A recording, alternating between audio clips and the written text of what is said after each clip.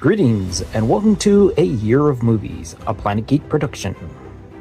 For this project, we are using the Ivan Walters reference book of 365 films to watch on the day they happened. Each day, we watch a movie associated with the date we are watching it on.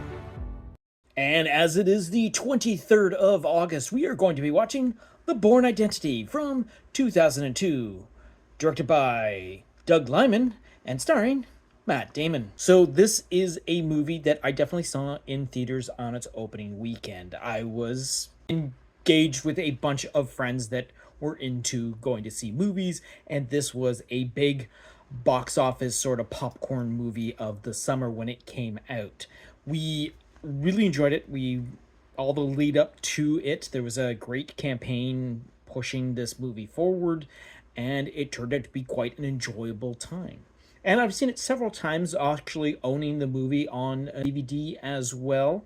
And it has, however, been probably only a couple of months since I've seen this, probably more than likely closer to a year, because I think I might have just put it on Netflix one day when it just happened to be on, or whatever streaming service I was watching it on at the time. That being said, not only does this movie also does Matt Damon, but it also stars Franka Potente, Brian Cox, Julia Stiles, Chris Cooper, Clive Owen, Adewawe Akinoye, a man salvaged near death from the ocean by an Italian fishing boat. When he recuperates, the man suffers from total amnesia.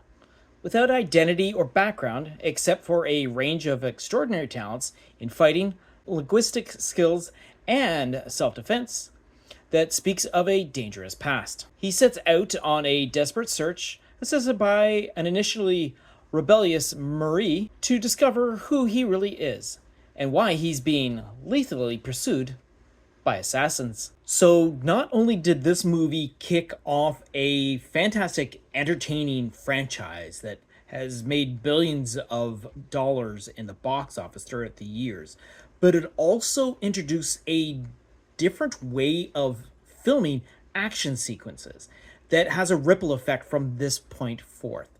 The movie has very kinetic, quick moving camera moves spliced with like rapid editing between shots and skip jump points and whatnot, getting everything like a very constant on the move feeling to it.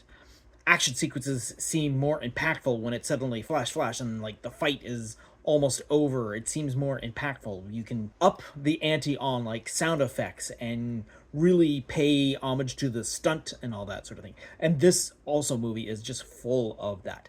Not only do we have some great gunplay, we had some actual really great hand-to-hand combat, but the driving is also a phenomenal thing to witness. The ease of which the stunt personnel weave a vehicle through busy streets. Of course, we do realize that later on there are a lot of, editing tricks that are involved in whatnot, and a little bit of camera effects are also used as well to play up the more dangerous look. But it's still a fantastic, all over the place shots. Great explosions, fantastic locations. We're dealing with a European adventure that takes us to a lot of places that aren't familiar to normal, at least the North American viewing audience. So it's a nice thing. Plus, adding the fact that we have a well-known serious actor in Matt Damon doing an action star role. And this is near the beginning of when that is happening.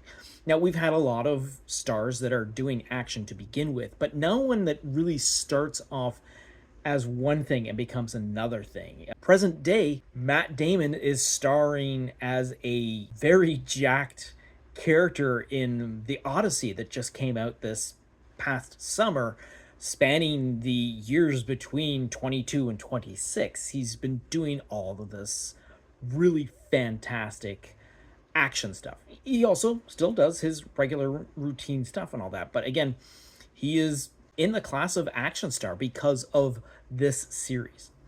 And again, this series is something that, like I said, alters the future of filmmaking for action films.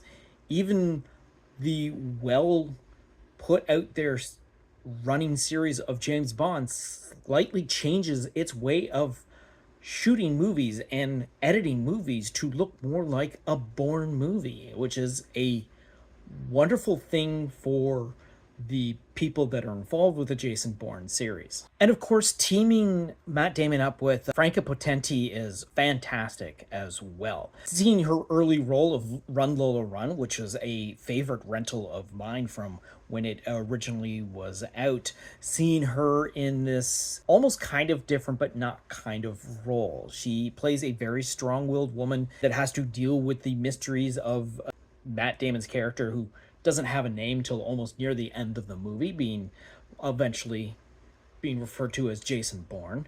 But she does a fantastic job at struggling to keep up. She gets to the point where she's even like, yes, I'm going to help you, and whatever you do, you're not going to stop me from it. And of course, when you have like a Chris Cooper as the real technical heel of this movie, does a fantastic job. Fellow assassin of Clive Owen is fantastic. The guy trying to figure out what this whole entire program is, again, we're dealing with the fantastic Brian Cox. It's just so great.